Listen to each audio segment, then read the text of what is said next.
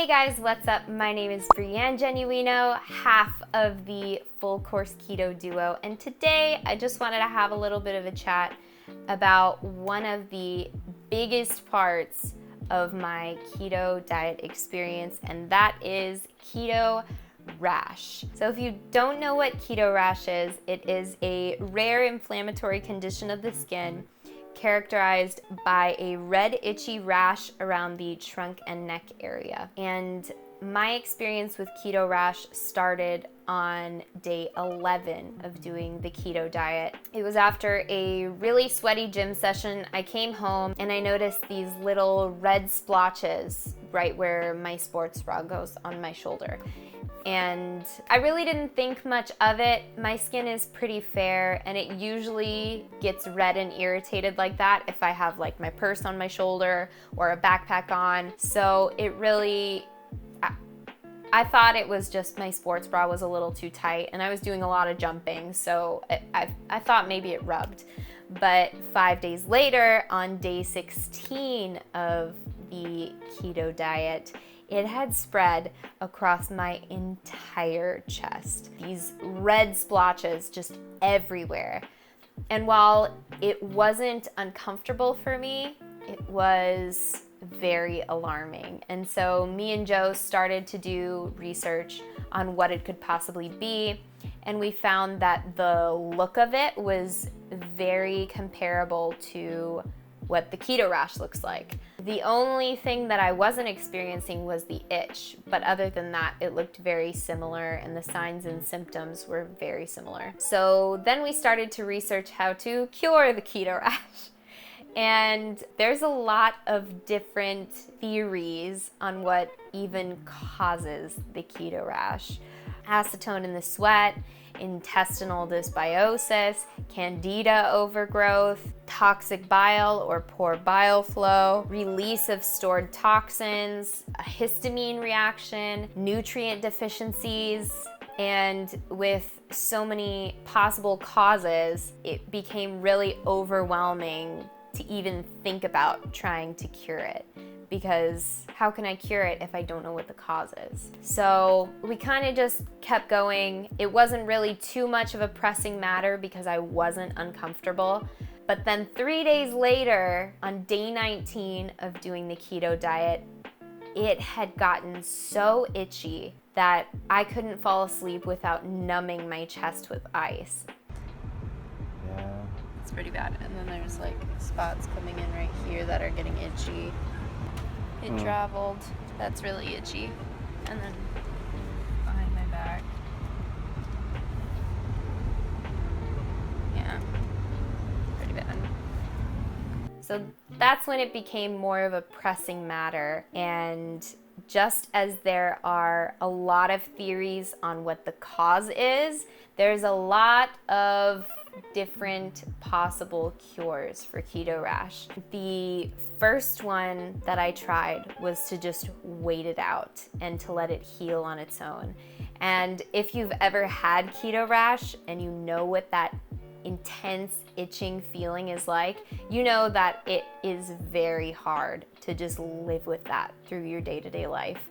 And so after about 2 days of just trying to bear through it and wait it out, I couldn't take it anymore. And I did the only thing that seemed like a consistent cure for everyone, which was to just incorporate more carbohydrates back into my diet. And this did heal it up. I mean, relatively quickly. Within a day, I was no longer itchy. Within a few more days, the redness was going away pretty significantly. But I didn't want to stay like that because I really enjoyed the benefits that I was getting from the keto diet, like the sustained energy throughout the day, my mental clarity. I was a lot less bloated. And not only that, but my skin was clearing up a lot. So we looked into other possible cures for the keto rash so that I could continue doing the ketogenic diet and not be insanely itchy. Once it healed up the first time, I dropped back into ketosis, and then we tried the second possible cure that we found, which was just trying to avoid sweating and wearing comfortable clothes. Problem with this was, for one, I wasn't able to do the exercises that I really love doing, which are running and more HIIT-based workouts. So a lot of jumping, a lot of sweating, very cardiovascular type exercises. So I was a little bit miserable avoiding those. But on top of that, it was August, September in Southern California, and a lot of days during those months, it gets up to 100 degrees outside. So there was no way that I would be able to avoid sweat, especially with the day job that I have, where I have to be outside for long periods of time, lifting things, carrying things. So not sweating was pretty much unavoidable. So once it flared up again, I added carbs back into the diet in order to heal it up. And then we tried Joe's theory on what might help. And that was to just be at a specific amount of carbs so that my body wouldn't drop too deeply into ketosis so that I wouldn't get the rash, but I could still do keto. And while that seemed like a great idea, we tried 30 grams of net carbs for about 3 days. And it proved to be incredibly difficult in the real world because I had to log every single thing that I put into my mouth and make sure I hit that exact 30 net carbs on the dot. It wasn't really sustainable. So after that, we tested out the next possible cure that we found, which was adding anti-inflammatory foods into my diet. At this point, I was a little bit discouraged and I kind of went the easy route. I just started taking turmeric capsules a couple different times a day for a few days.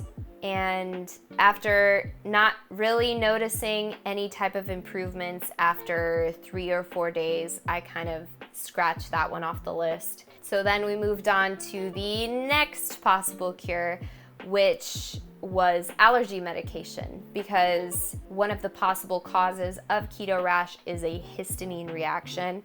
And so I thought if I take allergy medicine, then it will fix that response.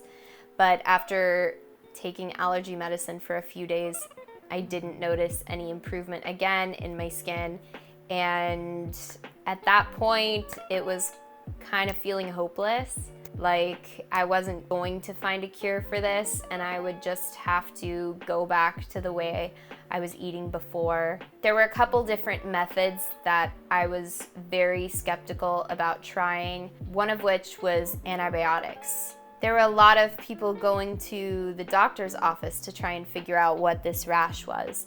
And the doctors would prescribe them antibiotics and they would find relief with that. But I am hesitant about using antibiotics unless I absolutely have to, because I know that they mess with your gut bacteria, and although they kill the bad stuff, they also kill the good stuff. So I tried to steer clear of that as much as I could. Another thing that I noticed was working for some people, or was claimed to work for some people, was actually recommended by one of the bigger keto diet influencers on the internet, Dr. Berg, and he was talking about using bile salts. And I was really skeptical about it because I tend to be very skeptical when people try to push certain supplements, especially if their name is on it. That's just me personally, and I wanted to try to find other remedies besides something like that. I felt like that would be a dead end, or possibly could be a dead end. So I didn't even go down that route. So now it's about 7 months of dealing with this keto rash with no relief, and I started deep diving into the keto Reddit forums, and I found a couple more possibilities on what could help fix this, or at least alleviate the incredible itch that I was experiencing. And one of those things was people were using Selsun Blue, which is the dandruff shampoo, and they were using it as a body wash topically. So I tried that. after about 3 or 4 days using that as a body wash a couple of times a day, and also almost like a mask where I would just put it on my chest, leave it there, and then wait a couple minutes until I go into the shower. It proved to really not show any improvements in my skin. I think the tingliness, the menthol, caused it to numb out, so it wasn't as itchy initially, and then a few hours later it would be just itchy all over again. So that one didn't work for me. But there was also one more thing I found on the Reddit forums that I noticed was only mentioned by maybe 2 people, and that was using black seed oil topically. I had really high hopes for black seed oil because there were people talking about how it's been used for multiple different skin conditions and it's an anti-inflammatory agent. And so I bought a little bottle of black seed oil. It was like $20. And I started using that topically multiple times a day. And wouldn't you know it, within 24 hours, the itching was gone. After 7.5 months of trying to find some type of relief for this keto rash and live normally, black seed oil was the only thing that helped my skin. And after using it for 2 or 3 days, the swelling went down, the redness went down. I was going through my days forgetting that I even had keto rash. It was a hallelujah, praise the Lord type of a moment, because after so much discouragement, it was like, finally I found something that works. But then after 2 weeks, I noticed that it didn't seem like it was working as well as it had been in the beginning, and it wasn't completely clearing my skin up.